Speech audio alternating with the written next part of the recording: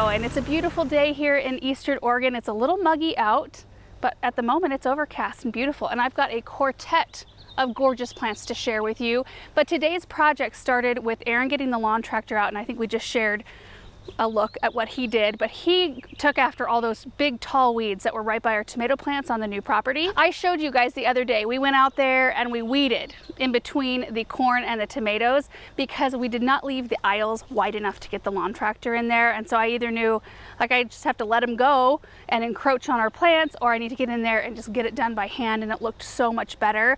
But as I was sizing up the other side, I thought I don't need to pull anything that's like a foot away from these plants, which I did. I got all the big weeds pulled from that side of the tomatoes, but I thought we could probably get the lawn tractor in here and take care of those, and he did that in like 3 minutes. It was wonderful and it looks so much better. So we just wanted to share that we got that project done and the plants are now free to breathe. That's always a good feeling. But look at these plants. This is what we're gonna do now.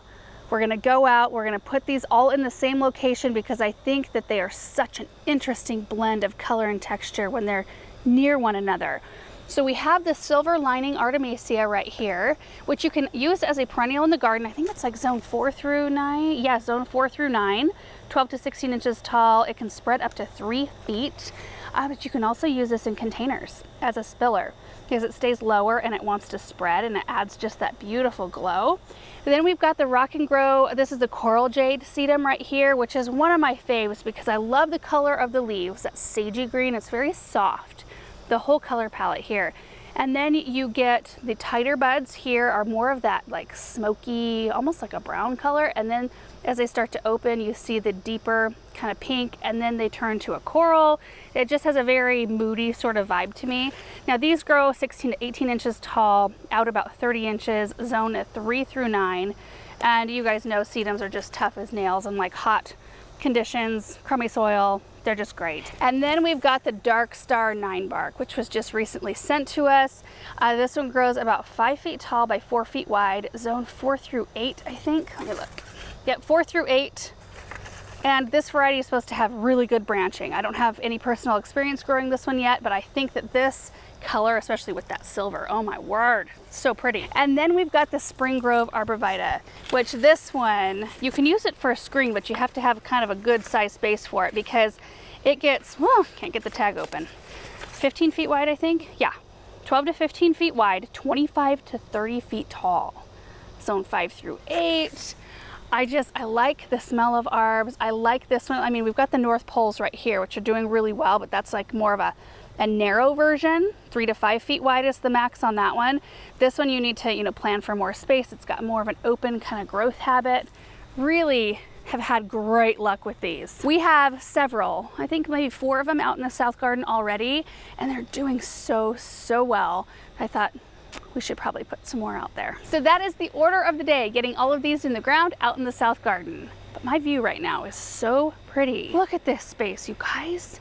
When those hydrangeas are in bloom and we have an overcast moment, it's just glorious. Oh, yes. Things are just filling in beautifully and I'm loving it. We do have some 104 and 105 degree days coming our way though at the end of the 10-day. Looks like we've got 3 over 100, which means it's the beginning of our weeks over 100, I'm guessing. But we're not going to think about that. We're going to go enjoy the day.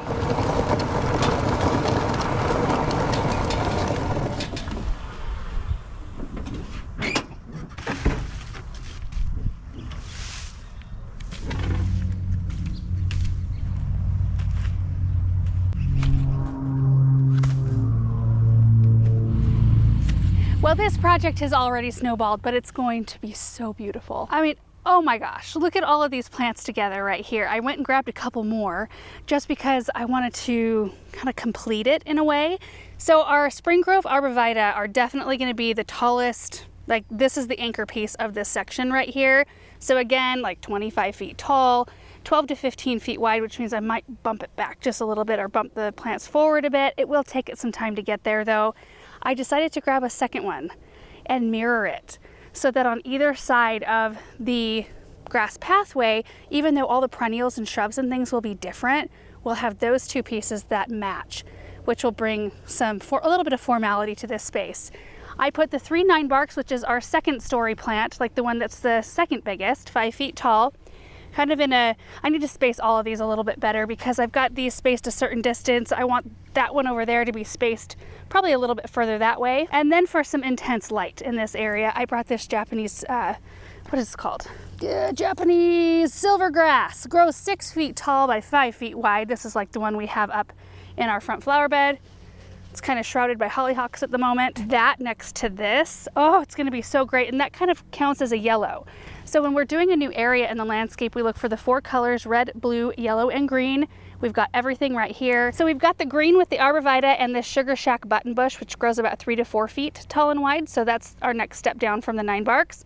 We've got our red with the 9-barks and kind of our red with the sedum as well. And then we've got our blue with the artemisia and then our yellow with the Japanese silvergrass. And it all just looks so beautiful together. So other than shifting these plants just a little bit spacing wise, like maybe bumping the sedums forward a bit and repositioning 9-barks a tad, I think we're ready to go. And I love it. I love it around this pathway. What a fun project. And you know what? I was going to use the shovel to not upset the mulch out here, but this is all in such a concentrated area. I think I'll just use the auger and make a little bit of a mess. And then that will allow, because we kind of make a mess when we run drip anyway, there's no drip on this side. So we're going to have to run that and then we'll remulch over the top of all of it. I think that will be actually the most efficient way. This one I'll use the shovel for because I want to not make a mess over there. So here we go.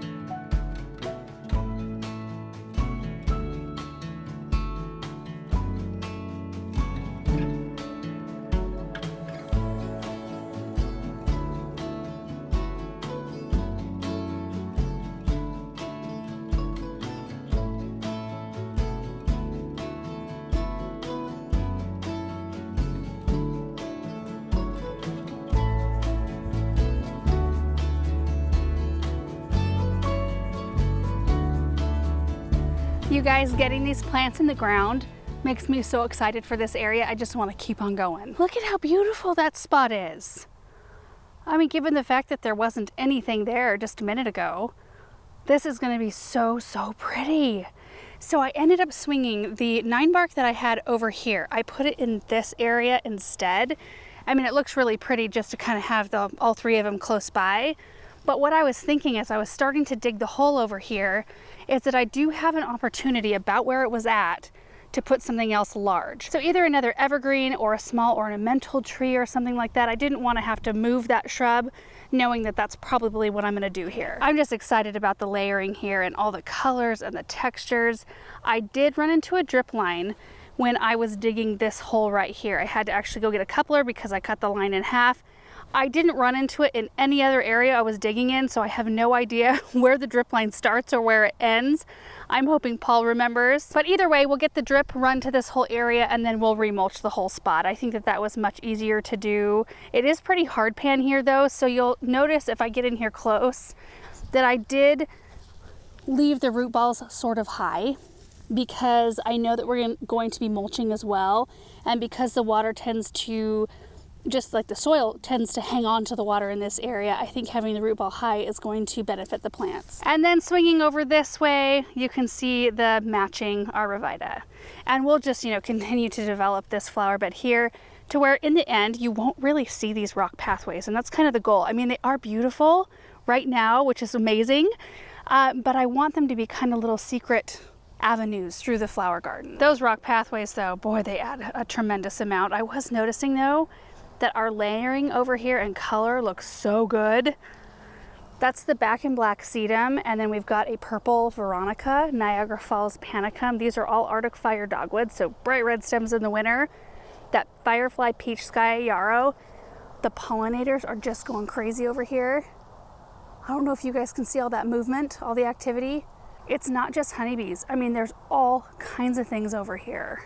Then we've got the cat's meow, Nepeta, and nine barks over here. Those are the ginger wine nine barks. I'm just really pleased with it. These geraniums need to be cut back at this point. They've already bloomed. They are a nice green accent. There's a few of them here that look like they're struggling a little bit. So I'm going to give them a little bit of plant tone and just hope for the best. But even as we move this way, you know, there's a daylily in here. There's echinacea, Russian sage. There's a beautiful double kind of echinacea back there that's bright yellow. Oh, look at this. And I feel like today's plantings are just a continuation of all the beautiful things. So very pleased with it. And you guys, that is going to do it for today's project. Super happy to have the weeds under control, managed in the new property, and very happy to have these plants in the ground, and really excited to show you as they develop and fill in like this other side where all the perennials are just, you know, on their second, most of them are on their second year, some of them are on their third, but they are just coming into their own, and boy, it's just satisfying. Love it. Anyway guys, thank you so much for watching, and we will see you in the next video. Bye.